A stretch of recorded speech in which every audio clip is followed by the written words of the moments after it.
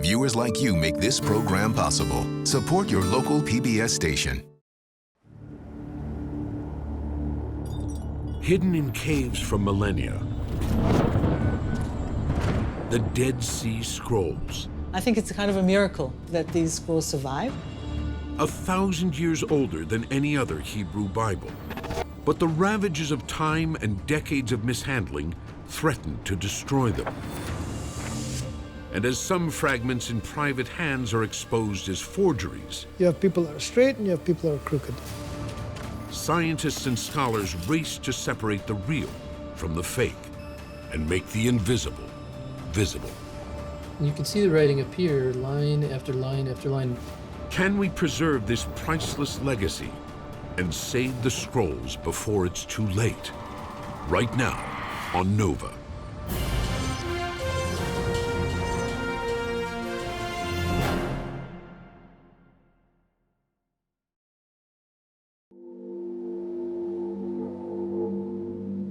Along the banks of the Dead Sea, near the Israeli-Jordanian border, is the site of one of the greatest archaeological finds of all time. The manuscript remained in a cave near Jericho for about 2,000 years, the oldest known Bible manuscript in the world. The Dead Sea Scrolls. We're talking about a corpus of about 1,000 manuscripts that are comprised of thousands and thousands of fragments. Created from about 250 BCE to 70 CE, the scrolls include laws, prayers, and documents written by a radical sect that provide intriguing clues to the Jewish origins of Christianity. The Dead Sea Scrolls are giving us a sense of sort of the cultural milieu that Jesus and early Christianity arose in.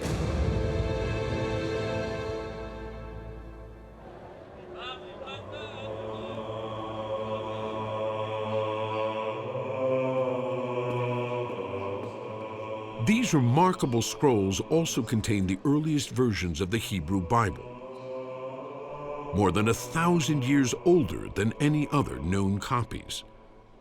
Like this 24-foot masterpiece that is the book of the prophet Isaiah, dating to around 125 BCE.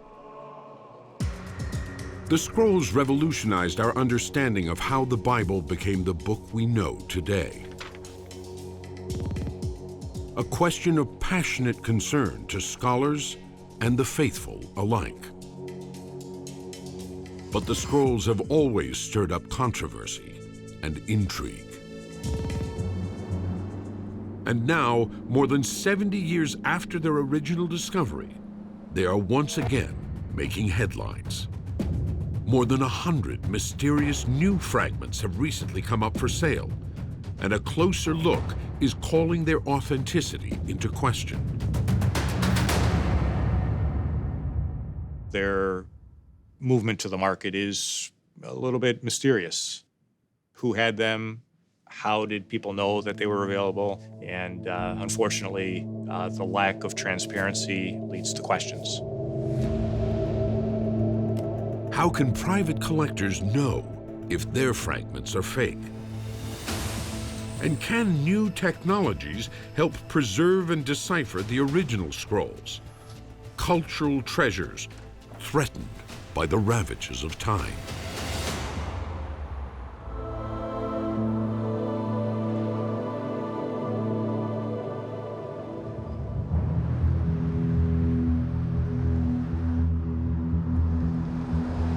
We are in the lowest place on Earth. It's about 1,200 feet below sea level.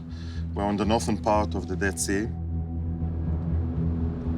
Archaeologist Oren Gutfeld is searching for clues and perhaps even more scrolls in the place where it all began.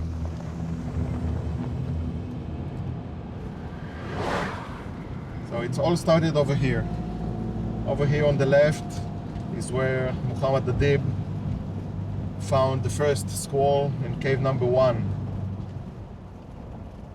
The story goes, in 1947, some Bedouin kids were playing around in some caves by the Dead Sea and threw a rock into the cave and heard a clink that they weren't expecting. went inside the cave and discovered these jars with this amazing collection of 2,000-year-old scrolls that contained books of the Bible and also writings that no one had ever seen before. Scholars believe the scrolls were part of a vast religious library, stored in caves and abandoned by Jews during the Roman siege of Jerusalem in 70 CE. They reflect centuries of religious scholarship, including bitter conflicts among Jewish sects over everything from which texts and rituals to follow to the nature of the Messiah. And they provide a unique window into the tumultuous time that gave birth to both modern Judaism and Christianity. We're talking about a period. The entire basis of the religious traditions of the West are being laid. The Dead Sea Scrolls suddenly put this huge pile of texts in front of us. It was like a feast. We had a whole trove of literature that we never suspected existed. During the period the scrolls were being created, the Hebrew Bible, for Christians the Old Testament, was still a work in progress. The Bible existed in multiple forms and was not finalized. Probably even in the time of Jesus, there were somewhat different forms of the text in circulation. The Dead Sea Scrolls tell us that the notion of sort of the Bible is sort of a fake one. The scrolls give us a window into this formative time, including glimpses of alternative versions of well-known Bible stories we never knew existed. For example, when we read the Bible today, Sarah, the wife of Abraham, is beautiful, but few other details are given. She almost never speaks. I mean, Rebecca puts her to shame, Rachel puts her to shame. They are far more interesting than Sarah. But an alternative version found among the scrolls paints a fuller picture. How graceful are her eyes, and how precious her nose. How lovely is her breast and how beautiful her white complexion. And her legs so perfectly apportioned. The idea that we should have this about Sarah, who is among the most bland and boring, tells us something about how willing they were to play around with that text. The documents reveal clear signs of the human hand behind the texts, like this copy of Psalms. You can really see the scribe behind this. Every time he made a mistake, he scribed it out. But this actually brings the scribe, back to life. He's so human. Over a decade, 7 large scrolls and tens of thousands of smaller fragments were found by Bedouin and archaeologists inside 11 different caves. We need to climb from here by foot. And archaeologist Oren Gutfeld believes still more are hidden somewhere in these hills. In general, we know of about 600 caves along the cliffs above the Dead Sea. This is the Dead Sea, the cliffs. Only few, maybe 2 or 3% of them were really excavated. The Holy Grail is the scroll we text. I'm sure it's out here. And I think it's just a matter of time. It will pop up. It may seem like a needle in a haystack, but Oren is targeting his search to caves close to a mysterious ancient settlement called Qumran.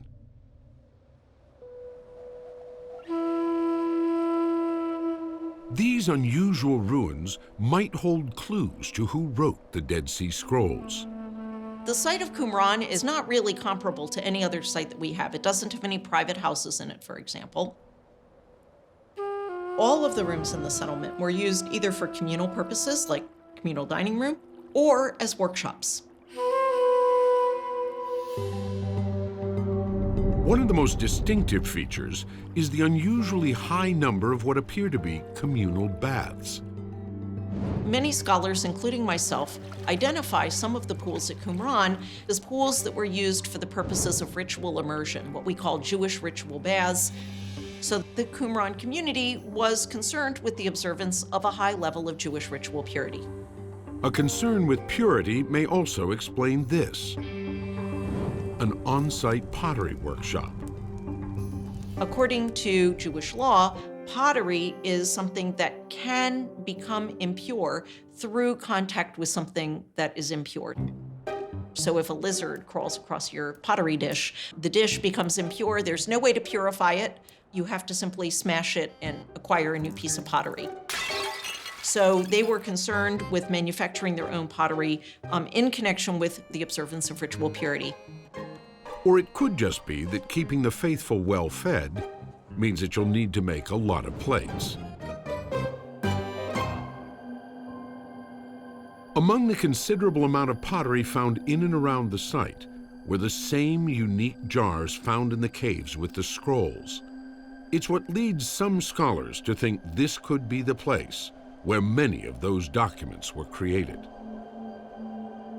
But perhaps the most revealing clue to who lived here lies in this cemetery, filled with more than 1,000 bodies.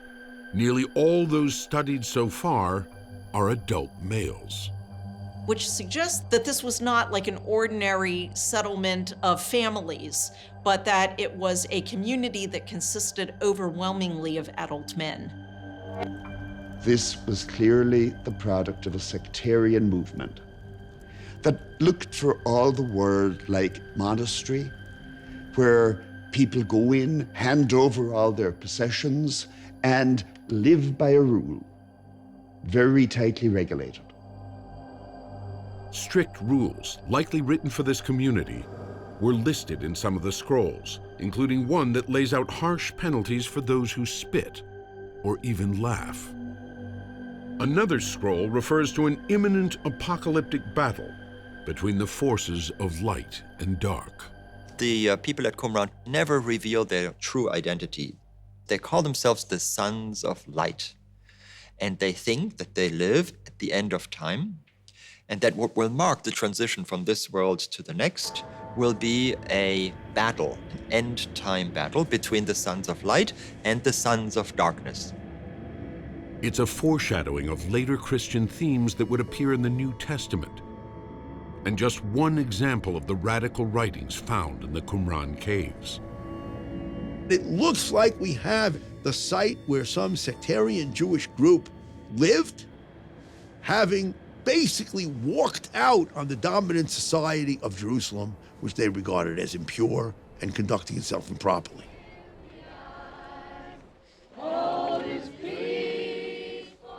Many evangelical Christians are drawn to the site and its likely former inhabitants, a group historians call the Essenes, whose writings seem to anticipate beliefs of early Christianity. We believe that it's very possible that here in Qumran, Jesus walked this area. So that is very relevant to our faith here at Qumran, and that's why we have to make this stop on the pilgrimage coming through, that we can connect the dots of the Bible to Jesus Christ and his walk here at Qumran. While there is no evidence that Jesus or his followers were ever at Qumran, evangelicals interested in artifacts from the time of Christ are drawn to the scrolls. These texts express a Judaism that Jesus and his followers were familiar with. Among evangelicals, passages identical to our modern Bible are particularly prized. And with more than 100 fragments recently hitting the market, this passionate interest has become big business. Almost every sale of a Dead Sea Scroll is private, and so we don't have any sort of firm numbers, but a good estimate is probably between $500,000 and $1 million per fragment. Very, very big numbers. But after all, if you can have the earliest text of Genesis that exists, how much would you pay to have a piece this big of the earliest text of Genesis? And that's what's been going on here. While only about a quarter of the original Qumran scrolls match books found in our modern Bible, nearly all of the fragments sold to collectors in recent years contain biblical text. And some of them include passages that seem made to order. My favorite of these is Southwestern Baptist Seminary purchased some Dead Sea Scroll fragments. And one of the fragments contains the two parts from Leviticus that seem to prohibit homosexuality. And what's strange about that is in the Bible, those mentions are 2 chapters apart from each other. But here they are right next to each other on a single scroll, as if somebody in antiquity thought, let me get all of the homosexual laws in one place. And not only did they do that, but it happened to be preserved and happened to be offered to the Southwestern Baptist Seminary. The overlap between the content and the ideological interests of the purchaser are just too on the nose to be believable. One of the largest collections of these newly available scroll fragments is on exhibit at the Museum of the Bible in Washington, D.C. So the Museum of the Bible was created by the Green family of Oklahoma City, who are mostly famous for owning Hobby Lobby, the crafting chain. And they began collecting biblical artifacts at a furious rate, 40,000 within the first couple of years. We have items from Gutenberg portions to fragments, papyri fragments. With the intent of putting them eventually in this museum that they were going to build and that now exists. And among the items that they collected were some Dead Sea Scroll fragments. Of course, if you're going to have a Museum of the Bible, you really want to be able to tell the story of the Dead Sea Scrolls. And when they became available, they were purchased and then later donated to the museum between 2009 and 2015. But from the beginning, the fragments raised questions. Where did they come from? And why did it take 50 years for them to reach the market? Nobody knows because that information is simply not public.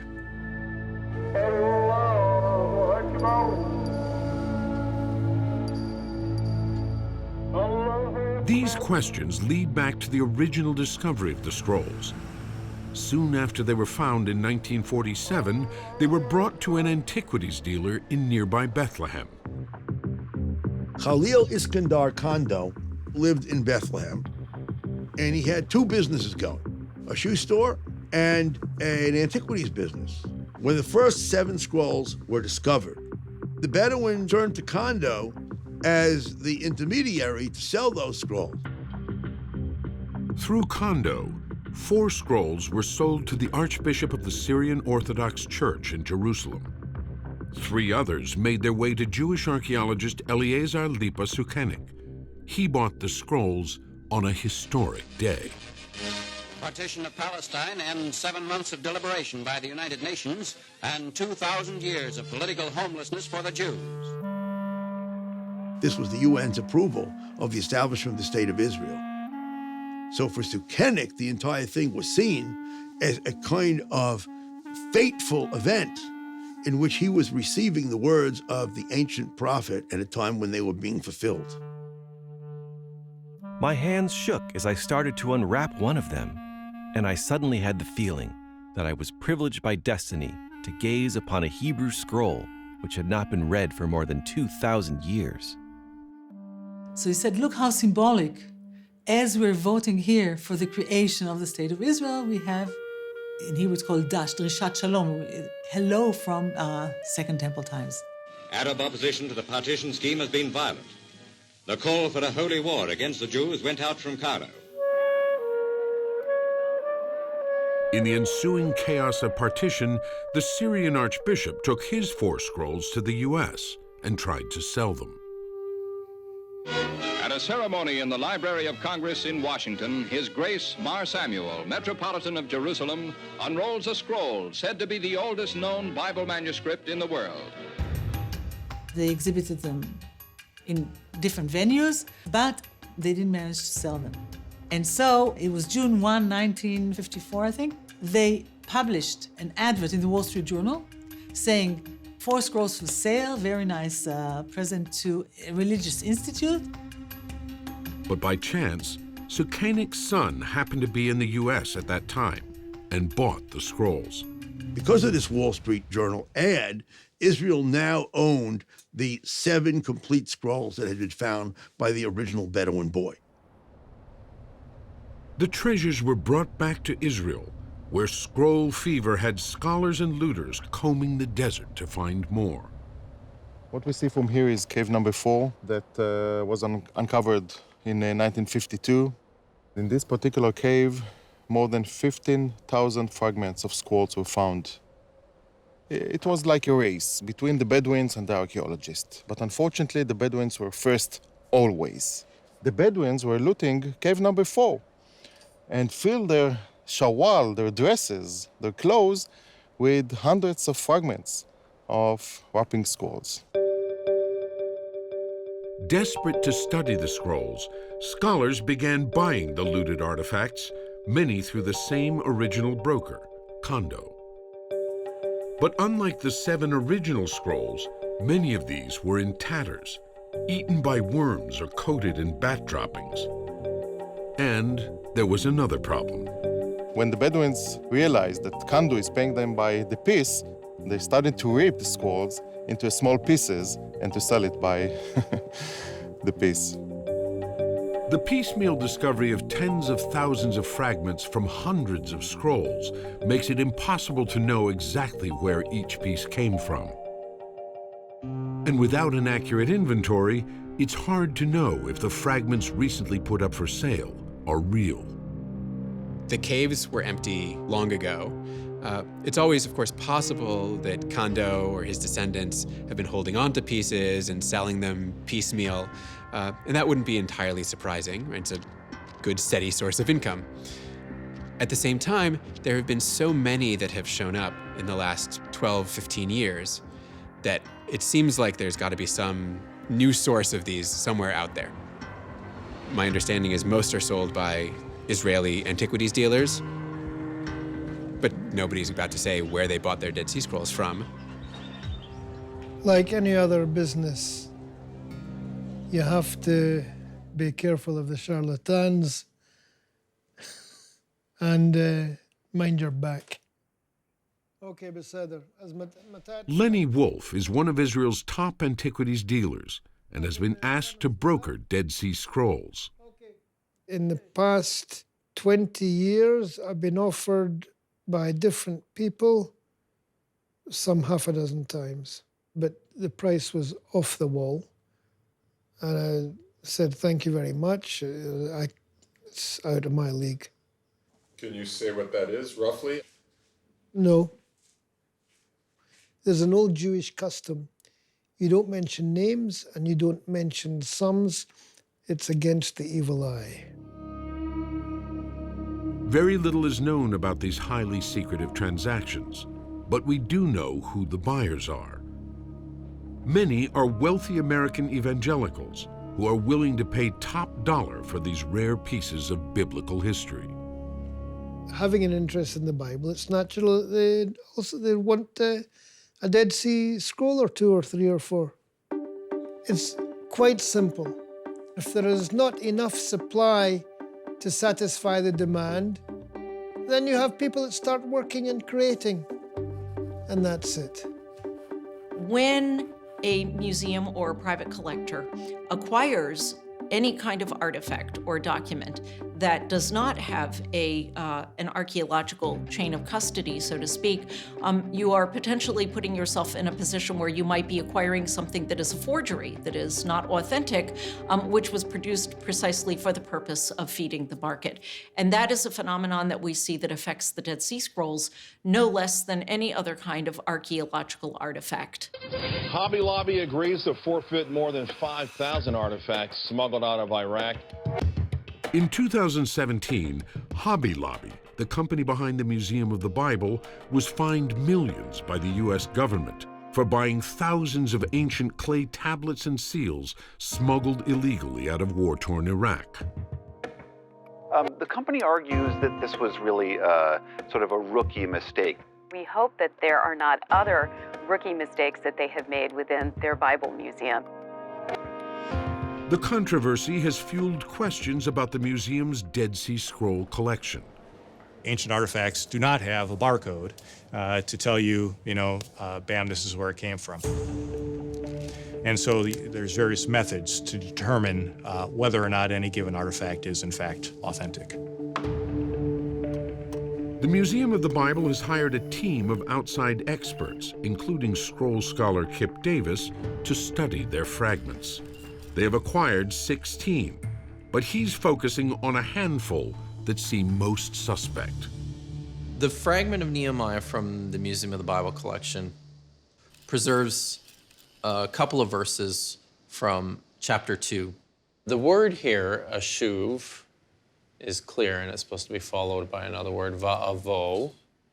At first glance, the fragment looks fine, but there's a strange mark next to one of the Hebrew letters. We were all going to great pains to try and explain what was going on with this odd-looking letter. Then, Kip stumbled on a key clue, hidden in an out-of-print Bible from 1937. Right at the top of page 1303, this tiny little mark here, which is not Hebrew. This is actually a superscripted Greek letter, alpha, and it corresponds to a footnote that the editors added. And down here, you can see the note, verse 16. This, in my opinion, is a forger's error where he didn't know his Hebrew well enough to recognize that what he was marking in here, and quite accidentally reproduced a text-critical note on his ancient fragment. The copied footnote seems to be a smoking gun. Separating real fragments from forgeries is painstaking work. But Kip's task is made easier by advanced technology and access to decades of scholarship, a situation very different from the early days after their discovery, when study was monopolized by a tiny closed group. There was DeVoe, Cross, Milik, Patrick Skian was on it. There was a German named Klaus Hunsinger, an Englishman named Allegro, and Strucknell. How many is that? And maybe and Starkey. I'm forgetting Starkey. So for about 40 years, this means that less than 10 people were the only ones with access to what many think is the greatest archaeological discovery in the 20th century. So very little was known about all the massive amount of material. And this is why the scholarly world was so aggravated, to say it mildly. Why does such a group hold these rights? When pressured to open the scrolls to others, the leader of the team, John Strugnell, was dismissive. We seem to have acquired a bunch of fleas who are in the business of annoying us. John Strugnell had a brilliant ability to read texts, but he was bipolar. He was also alcoholic. A clamor started to let other people in on the game of publishing these. What eventually broke the thing open was that he gave an interview and he was quoted as saying that Judaism is a horrible religion that ought not to exist. It looked very bad. So in 1990, the Israel Antiquities Authority fired Strugnell, began opening up access to the scrolls, and instituted modern preservation techniques. There was no awareness of the conservation and preservation needs of these scrolls. So you have old photographs where you see the scholars sitting there with their cigarettes, with their sandwiches, with tape. Every two fragments that they thought matched, they taped, and every so many fragments that they thought belonged to the same manuscript, they put in between two glass plates. And thus they created over 1,200 glass plates. The residues of the tape penetrate the parchment and papyrus and cause their disintegration. Now, of course, they did not mean to cause damage to the scrolls. Everyone realized their importance, but along the way, a lot of damage was caused. More damage in these last 70 years than in the 2000s in which they were in the caves. Though the scholars didn't know it at the time, light is particularly harmful to the scrolls. I think it's a kind of a miracle that these scrolls survived. I mean, first of all, they were hidden in caves. Okay, for 2,000 years, they were lying in caves, but they were preserved because they were in the dark.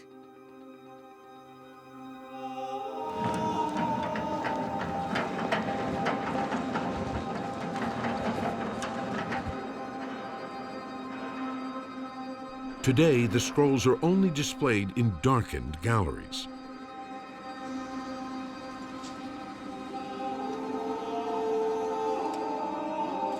And of the thousands of pieces in storage, only a handful are shown at any time. As a curator, I have a responsibility to make sure that the scrolls will be preserved for the coming generations. Most of them written on animal skin, ancient parchment, very fragile materials, organic materials. And that's the reason why we have to rotate the manuscripts. After 3 months, we have to take them out from display to bring them back to the safe room, to give the chance to recover. We don't exhibit them for more than 3 months at a time, or 15,000 lux hours, whichever comes first, and we then let them rest for 5 years. Most scrolls are kept in the conservation lab at the Israel Antiquities Authority, where they work to repair past damage. Okay, this is one of the original plates. Okay, you see they spread them on these long trestle tables. So this is one of the 1,200 and something glass plates. The majority of, let's say, 25,000 fragments were taped, unfortunately. So what you can see here is the damage that the original tape caused. Residues penetrate the parchment and cause its disintegration. And as a matter of fact, you see that now, in this particular plate, why can't we open it? Because everything is so gelatinized that we're afraid that if we open the glass plates, it'll just simply disintegrate in our hands. And therefore, we're waiting to see if we can find better ways of opening this without causing any damage.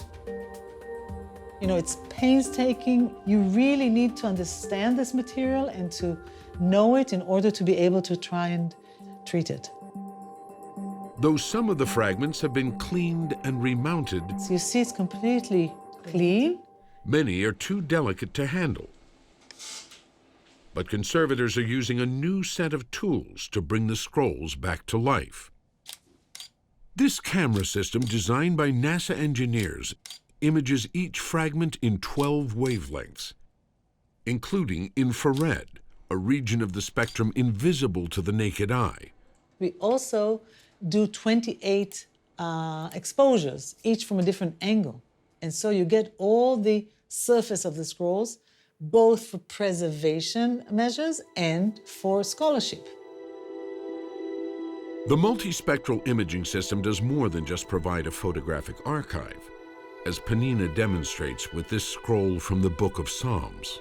The jar was probably sitting on the floor of the cave and humidity penetrated.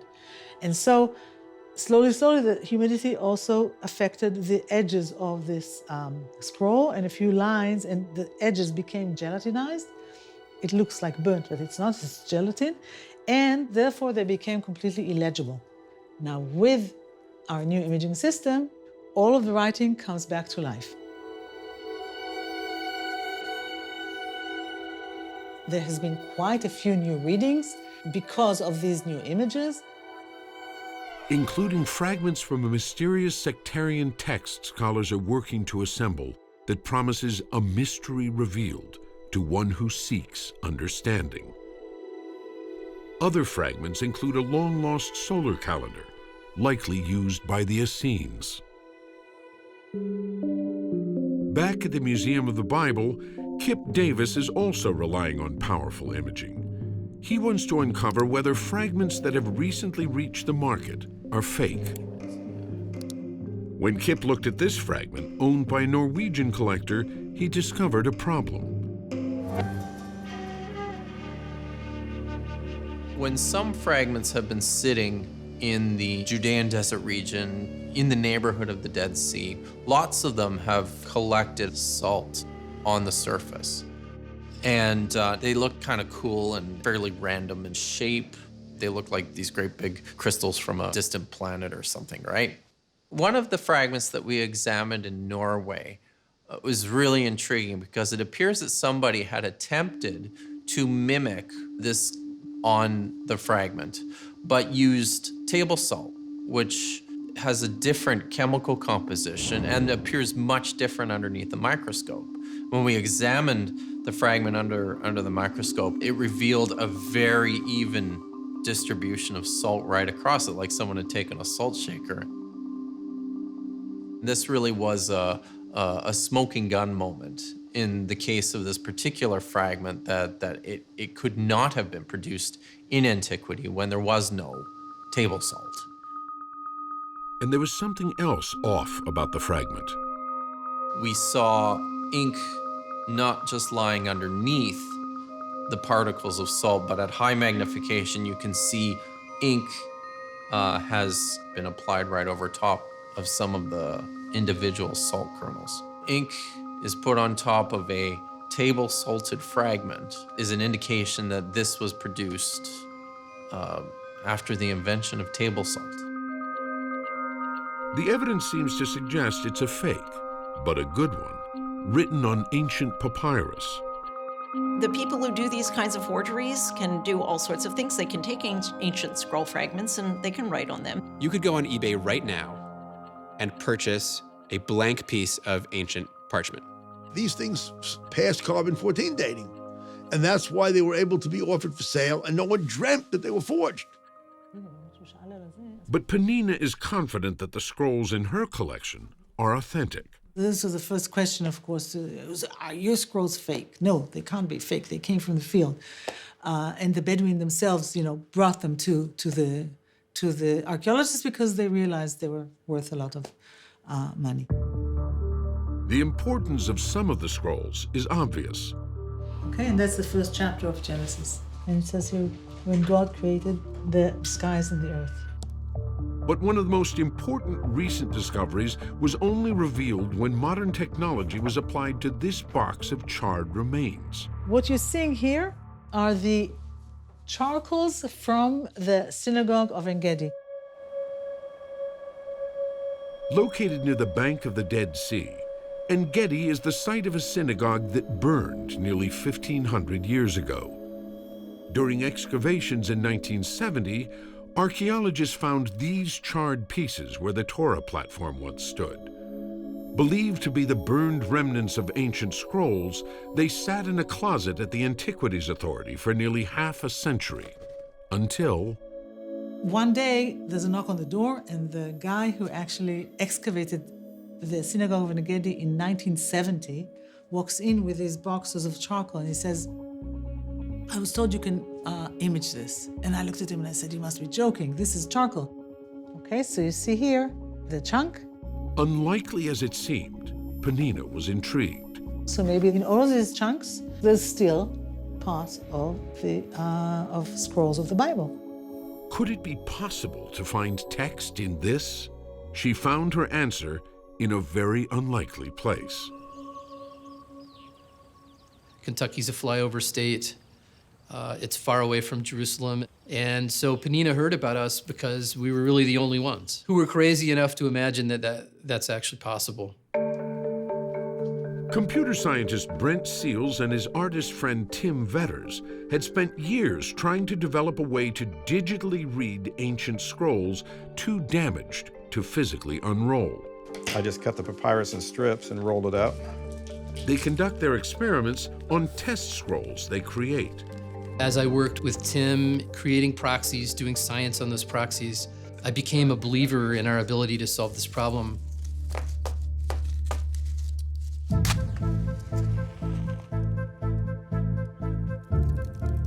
Yes, the edges are turning to ash already. Yeah, and once it's ash, it's done. Normally, a fire will fully combust and burn a scroll away to nothing. It's oxidation, right? Which means it's converting from papyrus into ash. I mean, gone. So something else happened at En-Gedi. Why wasn't the scroll at En-Gedi completely consumed and turned into indecipherable ash? So we load the box with the scrolls. Like these test scrolls that Tim puts in a metal box before burning, it's possible that the En-Gedi scroll was inside a holy ark when it burned. There, deprived of the oxygen needed to fully consume the scroll, the fire instead carbonized it. Carbonization is not the same thing as combustion, right? Combustion completely consumes what's there. To ashes, the material is gone. They're cooled down now. But yeah, look at that. Definitely carbonized. Carbonization is this intermediate process that leaves the structure of the material even though it changes it. You can see all the wraps and all the structures still there. And the miracle of Engedi is that that scroll was carbonized, and that meant that those items potentially still had text available inside them. Though Brent had spent years perfecting a technology that could extract text from a carbonized scroll, he had never successfully used it on the real thing. What we did in the lab was that we created materials that were of no value at all, purely for the scientific inquiry. But what we wanted was to apply it to a really authentic thing. Back in Washington, Kip Davis is getting his first look at a final prized fragment in the Museum of the Bible's collection. This is a fragment that contains text from Genesis chapter 32, and it's supposedly from the 1st century BC or the 1st century CE.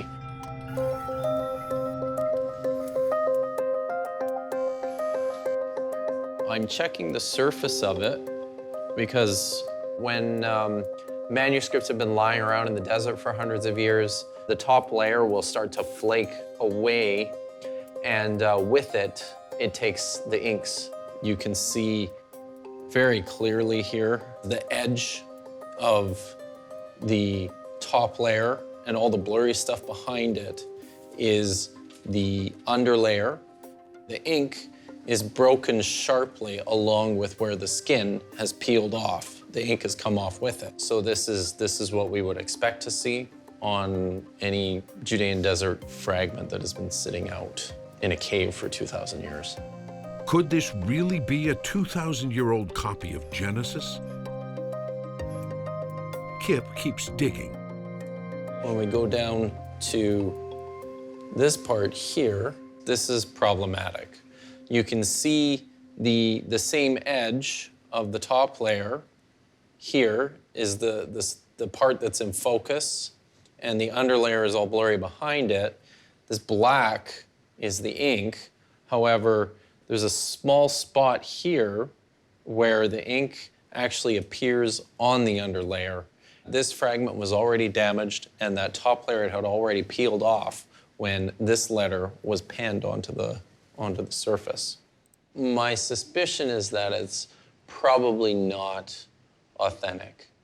It's the kind of mistake that somebody would make without knowing that they made it, and it's almost impossible to avoid just because you're working on such a small scale.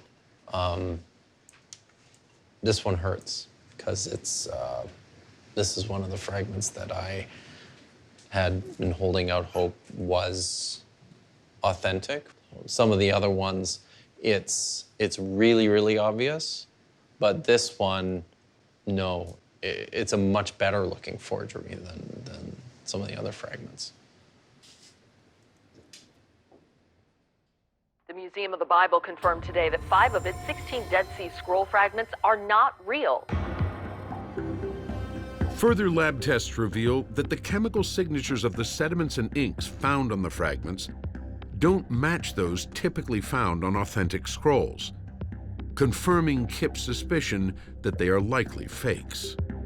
We have reached the conclusion that at least some of the fragments do show characteristics that are inconsistent with ancient origin, that they were produced more recently, probably much more recently than 2,000 years ago. And so we've chosen not to display those fragments because scholars and scientists have determined that these are legitimate questions. As for the rest of this museum's fragment collection, they say they will get them tested and the results will be released. In some ways, it feels good because this confirms, helps to confirm suspicions that I've had about some of the fragments for a long time. But if the fragments aren't real, who made them? Who did the fragments if they're not ancient is a great question. We've documented what we can about the ownership history. But going back beyond that, we really don't have any information. So the museum at this point doesn't have any ideas. That's not a real helpful answer, but we just don't know. Yeah. Do you know who did this? No idea. No idea. And if I did know, I wouldn't tell you. It's a problematic market, a very problematic market. And anyone who wades in deeply and doesn't know what they're doing, they're in serious danger of getting burnt. And that's it. Thank you. The only thing that's certain is that after 2,000 years, the scrolls remain cloaked in intrigue. So here's an interesting thing. The Qumran sectarians wanted to keep their teachings secret. And then you had the scholars who wanted to teach the scrolls secret. Now we're in the business of opening up secrets, but the funny part about it is that there's some secrets that we can't penetrate. And one secret we don't seem to be able to penetrate is who forged the forgeries. But there's always hope that someone will find out who did it, and then we'll know where some of these came from. But I think it's pretty clear that some of them are forged. Here's one that also has a shape like that. There is no question that the charcoal from En-Gedi is authentic. And although reading what was in it seemed like a long shot, Panino wanted to give Brent's technology a try. But there were skeptics. I still remember my conservators saying, you know, this is charcoal. And I said, take just a piece, let's see what happens. To read the scroll, first Brent needed something that could see inside the charred remains. A high-resolution CT scanner could work, but there was a problem. There's no way that Panino would take that scroll and put it in a box and FedEx to me the scroll. The scroll from En-Gedi was scanned in Israel for us. I would say this was 100 to 1,000 times better than the scan that would come from a medical scanner. CT scanners normally distinguish bone from tissue, but here the trick was to separate writing from parchment by identifying traces of metal in the ink. The data we got for a scroll that turns out to be about 3 or 4 inches long had over 4,000 slices. That's 1,000 slices per inch. Really, the resolution is very, very fine, like the width of a human hair. And as we put the slices on the left together, the shape of the actual scroll comes out on the right. This is the process of stitching it together. Using the data from the scan, Brent's program makes a 3D virtual model that allows him to see the scroll's inner structure. And the software helps us go in and map out everything about that three-dimensional world. And that mapping process is definitely complicated by the fact that the shape of that world is completely unpredictable. Layer by layer, Brent breaks the 3-inch scroll into about 100 million triangles, allowing him to precisely map every twist and turn. And we just capture that and model it for the purpose of the computer algorithms by using these triangles. And that forms the geometric backplate for everything. With the interior of the scroll modeled, he can then place the ink points detected during the scan onto the surface of each layer of the scroll. The ink is more dense. That means it shows up as brighter. You can see the writing appear line after line after line. Finally, he flattens the layer to make the writing legible. And that's when you can see definitively that the characters are Hebrew, right? It must be a text. So you see we do layers individually and then unwrap them individually. And then all of those unwrapped layers all line up. Not sure of the significance of the text, but absolutely certain of the significance of the technology. You know, the text could have been anything, right? But Panino knew right away what it was. So I write back to Brent and I said to him, "You won't believe what you found." What you have deciphered is the first chapter of the book of Leviticus, 3 exclamation points. After the Dead Sea Scrolls, this is the earliest Bible ever found. And if that's not enough, it's the first time ever a Bible has been found within an excavated synagogue. I mean, how would you feel if you got that email, right? We were walking on air. The text dates to the 3rd or 4th century CE, more than a century after the last Dead Sea Scrolls were stashed in the caves at Qumran, and matches our modern version of Leviticus almost exactly. The big deal about the En Gedi find is that it shows us that the text really was set. This suggests that the Bible as we know it may have been fixed as early as 1,800 years ago. No one knows exactly what accounts for the survival of one version of the Bible over another. But the lesson that Penina draws from En Gedi and from the last 70 years conservators have worked with the scrolls is clear. We shouldn't interfere and we shouldn't do what we don't know how to do because, technology develops all the time, and this is a proof that, if we just wait patiently, we can preserve all of this material for the benefit of us and the future generations. And in the meantime, Oren Gutfeld believes there are still other scrolls out here to be found. In this cave near Qumran, he recently found remnants of a straw bed, pottery matching the jars believed to have once held the scrolls, and even a tiny piece of parchment. I mean, it's better than nothing. It's much better than nothing. No, I'm not going to give up. As long as I can still climb to these, on the cliffs, to the caves, I will continue to do that. I think surely there must be other caves out there that have stuff in them. Nobody ever thought we'd find these. There's really no way of predicting what the next discovery is going to be or what it's going to come from. I think it's fairly reasonable to guess there will be something. Surely there will be something.